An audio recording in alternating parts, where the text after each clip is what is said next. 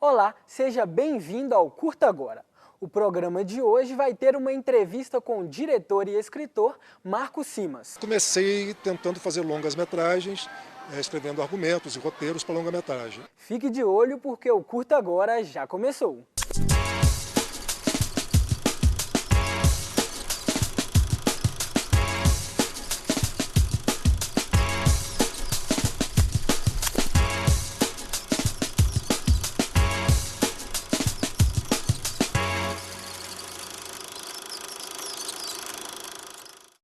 Marco Simas é escritor e professor de cinema.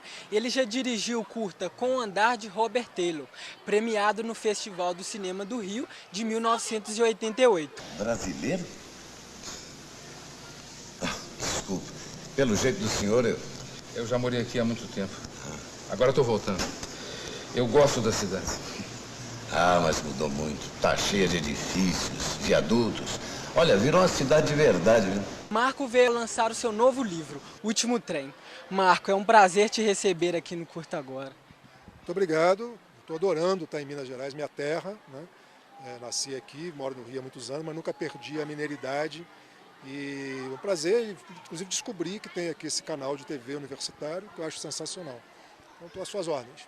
Marco, esse livro une duas de suas grandes paixões, né? Que é a literatura e o cinema. Como que surgiu a ideia de escrever esse livro? Olha, a história toda é um pouco longa, mas eu vou tentar resumir, fazer um curta dela.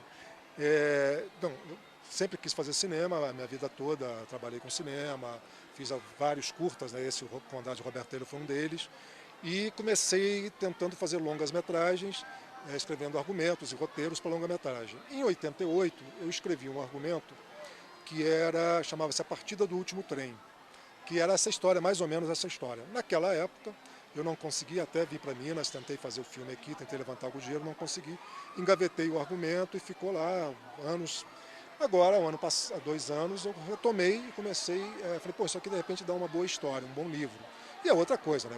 outra história completamente diferente. Mas eu acho que a literatura é a base de tudo. Quer dizer, o cinema, ele nasce de um argumento, ele nasce, depois vira um roteiro, que depois vira filme.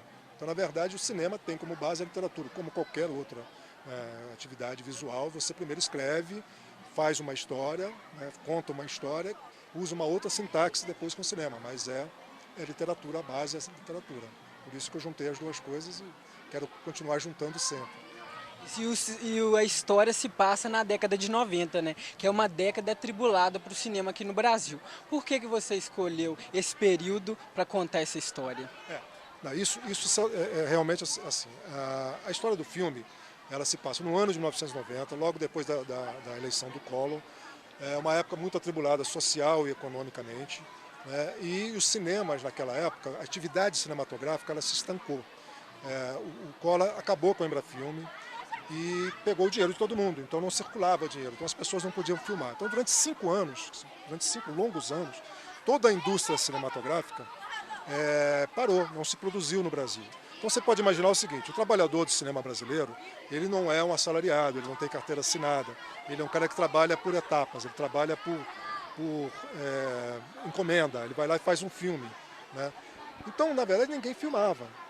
O desespero bateu em todo mundo, muita gente perdeu o emprego, perdeu o trabalho, morreu gente com fome, foi uma época muito complicada. Então, essa leitura foi feita porque muita gente não sabe disso e a gente também se esquece, a memória do brasileiro é muito curta, né, como a gente sempre diz. Então a gente se esquece que aconteceu isso. A gente se recuperou 5 anos depois, o cinema brasileiro hoje, bens a Deus, está aí, maravilhoso, está muito bem. Mas eu vou lá atrás para contar a história do Miguel, que é um projecionista de cinema, durante 50 anos viveu dentro de uma cabine de cinema, e nessa época o cinema é fechado e ele não tem mais o que fazer. Então quando ele sai dali e encara o mundo de verdade, é um outro roteiro, quer dizer, aquele roteiro ele não tinha lido ainda. Então ele parte em busca de um sonho, de uma coisa quase impossível, que é levar o cinema de onde ele saiu. A cidadezinha dele, que ele nem sabe exatamente onde é que é, no interior do Brasil. Dizem que é Minas, mas há controvérsias, mas é Minas. E ele faz essa viagem de volta. Ao mesmo tempo, ele encontra uma outra personagem, que é a Angelina, que mostra o que aconteceu com essa juventude nessa época. Ela tem 19 anos sem perspectiva, sem muito o que fazer, que é o sonho dela é ser atriz, e ela acaba saindo de casa e, enfim, aí vai ter que ler o livro para saber o que vai acontecer. Mas é exatamente isso, quer dizer, procurei essa época, a história se passa nessa época exatamente por isso, porque mostra um período negro do cinema brasileiro, um período difícil para todos os brasileiros e que gerou essa história, várias histórias dessas. E o protagonista Miguel tem partes do livro que ele reflete o momento de vários filmes, não é isso? Como é que você fez essa seleção desses filmes para encaixar no livro? Você sabe que isso foi uma coisa muito interessante, cara, porque eu fiquei na dúvida quando eu comecei a fazer o filme, fazer o livro. Às vezes eu confundo o filme com o livro, mas é normal. Mas eu fiquei pensando nos filmes, né? Quer dizer, a primeira citação é um filme do Visconti, né? Rocco e seus irmãos.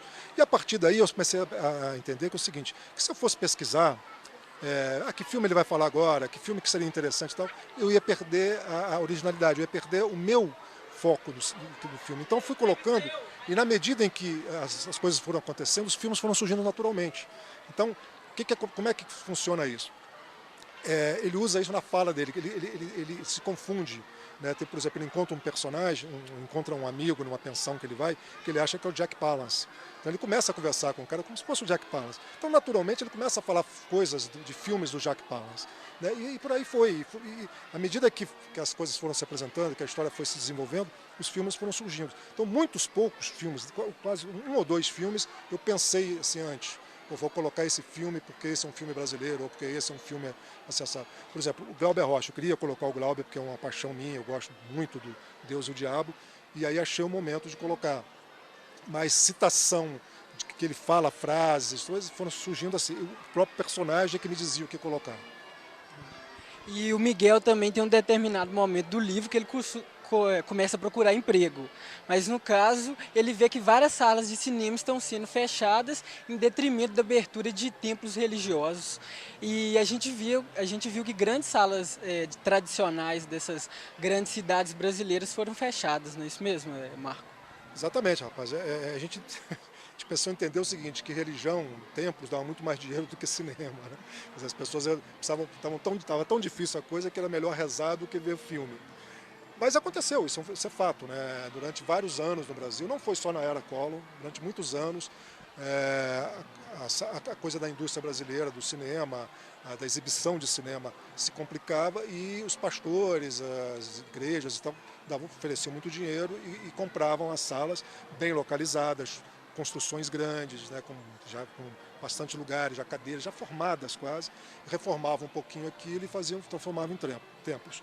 São Paulo, Rio de Janeiro, Belo Horizonte, o Cine Pathé aqui, que é onde eu vi meu primeiro filme em Belo Horizonte, que aliás me fez querer fazer cinema, que foi o filme do Truffaut, Noite Americana, foi uma paixão, impressionante. Mas no interior isso foi muito pior, né? Porque na minha cidade, por exemplo, onde tinha o Cine Veracruz, onde eu tirei o nome do cinema aqui para o livro, primeiro virou uma discoteca, depois virou uma loja de imóveis, e a última coisa que eu fiquei sabendo é que ia virar um templo, mas não tenho certeza porque é muito tempo que eu não vou lá. Mas isso aconteceu muito, infelizmente é verdade. Mas é uma situação normal do mercado, né? Quem tem dinheiro, onde gera o dinheiro, quem recebe. Agora, Marco, eu peço para você para dar um recado para o nosso telespectador que está em casa, que pretende comprar o seu livro. Olha, se fosse você e estivesse em casa, saía correndo para comprar o livro. Sem brincadeira, é o seguinte, o livro, eu escrevo, eu acho o seguinte, eu tive tanto prazer em produzir esse texto, enquanto eu estava escrevendo esse livro, foi tão prazeroso, quer dizer, todos os movimentos dos personagens, eu ria com eles, eu chorava com eles, tem cenas, por exemplo, que eu acabava de escrever que eu estava chorando, às vezes rindo e tal, que eu acho que literatura é um pouco isso, literatura é essa coisa de você ter prazer em dividir com aqueles personagens em poucos momentos da sua vida, sabe, por algum tempo. E, além do mais, é uma coisa que você vai gastar muito pouco, ficar se divertindo um bom tempo e vai ganhar, vai conhecer outros mundos, outras possibilidades, abrir cabeça. Então eu acho que vale a pena. Foi um prazer, então, conversar com você. Muito obrigado. Eu te agradeço. Obrigado, um abraço a todos. E quem estuda cinema, vá fundo que vale a pena. Então o Curta agora vai para um rápido intervalo. Já já nós voltamos com o Curta de hoje. Não saia daí.